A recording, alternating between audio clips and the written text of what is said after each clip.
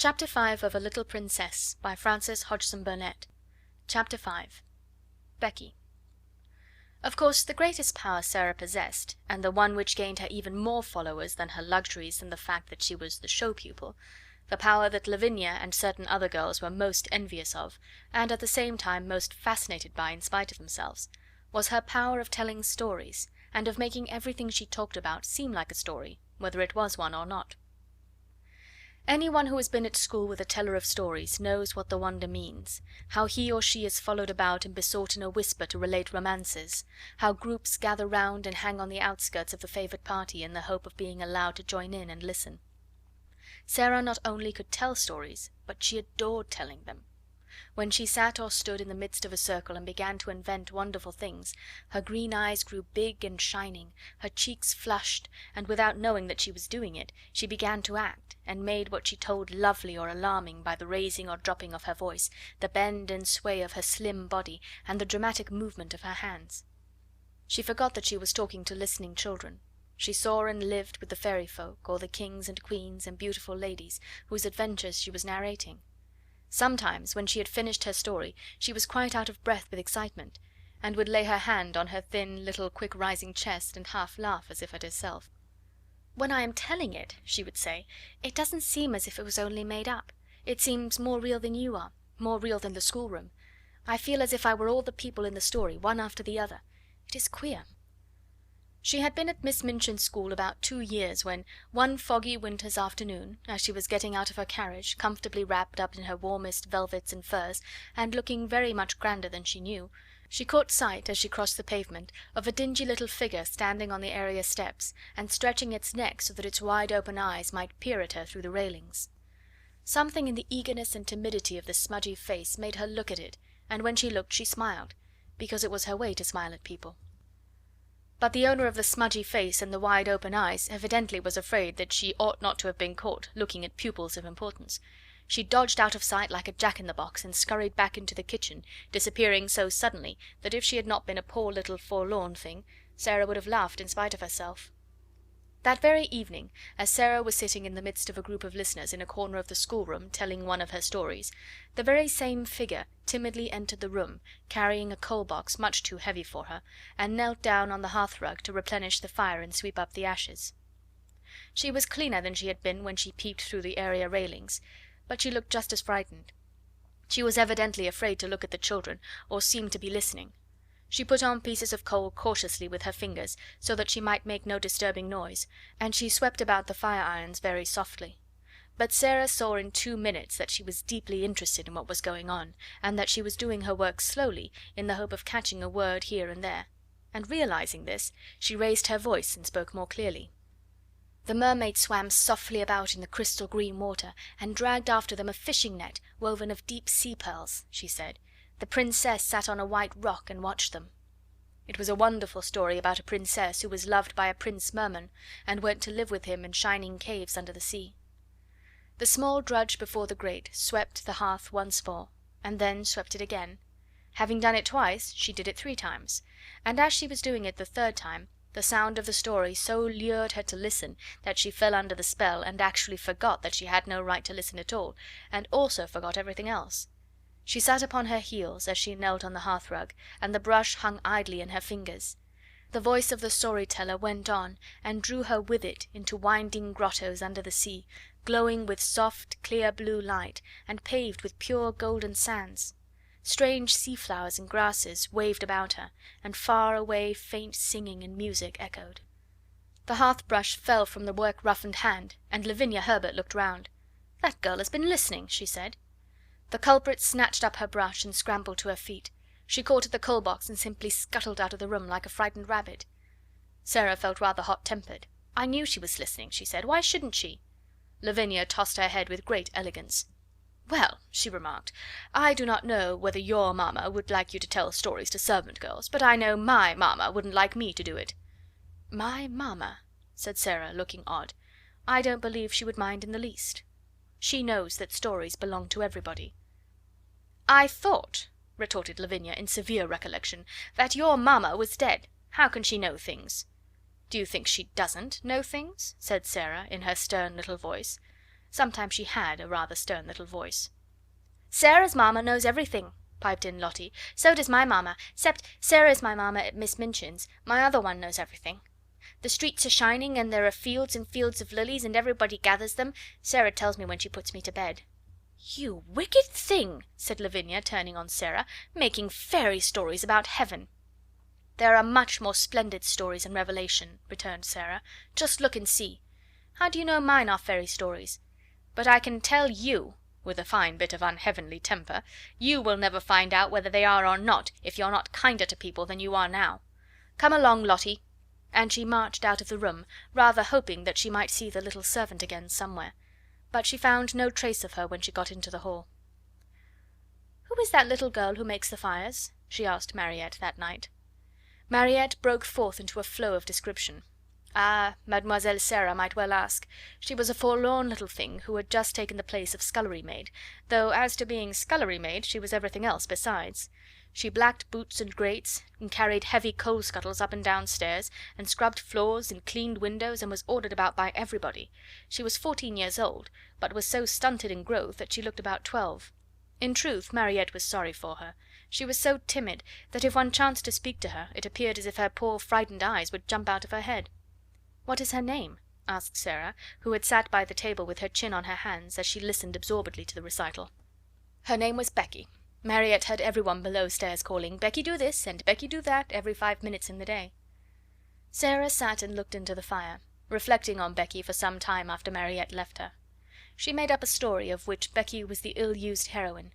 She thought she looked as if she had never quite enough to eat. Her eyes were very hungry. She hoped she should see her again, but though she caught sight of her carrying things up or down stairs on several occasions, she always seemed in such a hurry, or so afraid of being seen, that it was impossible to speak to her. But a few weeks later, on another foggy afternoon, when she entered her sitting room, she found herself confronting a rather pathetic picture.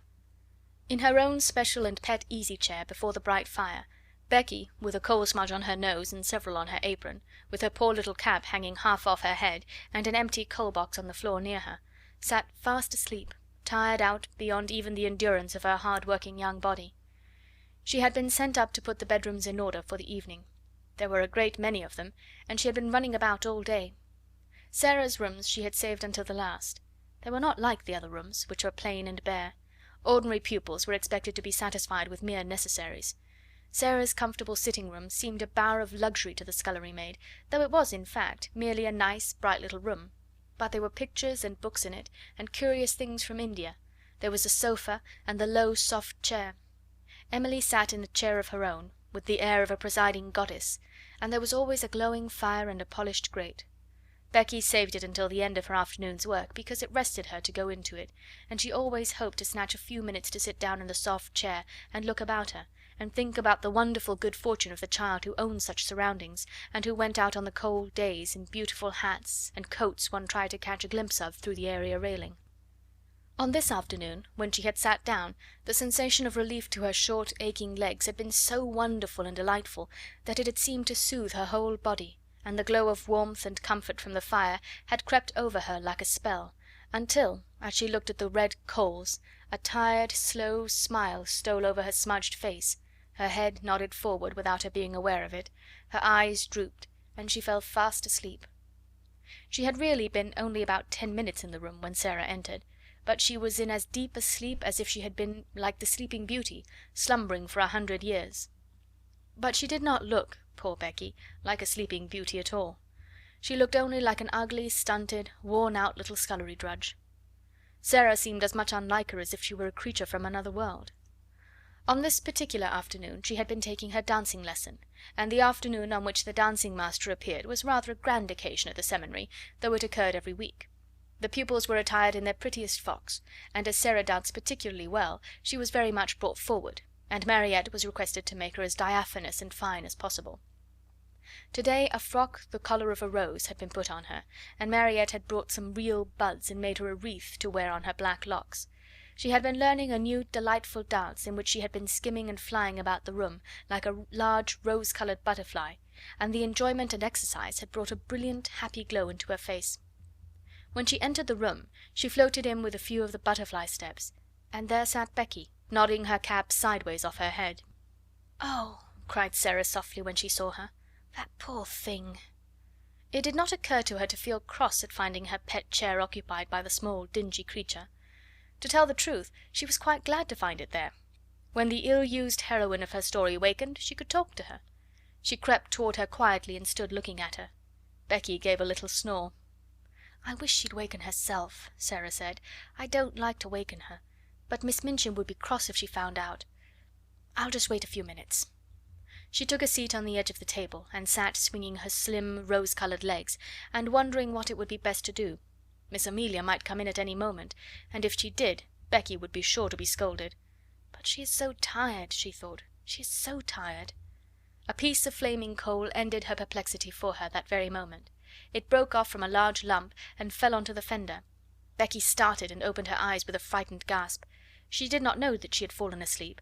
She had only sat down for one moment and felt the beautiful glow, and here she found herself staring in wild alarm at the wonderful pupil who sat perched quite near her, like a rose-coloured fairy with interested eyes. She sprang up and clutched at her cap. She felt it dangling over her ear, and tried wildly to put it straight. Oh, she had got herself into trouble now with a vengeance. To have impudently fallen asleep on such a young lady's chair! She would be turned out of doors without wages.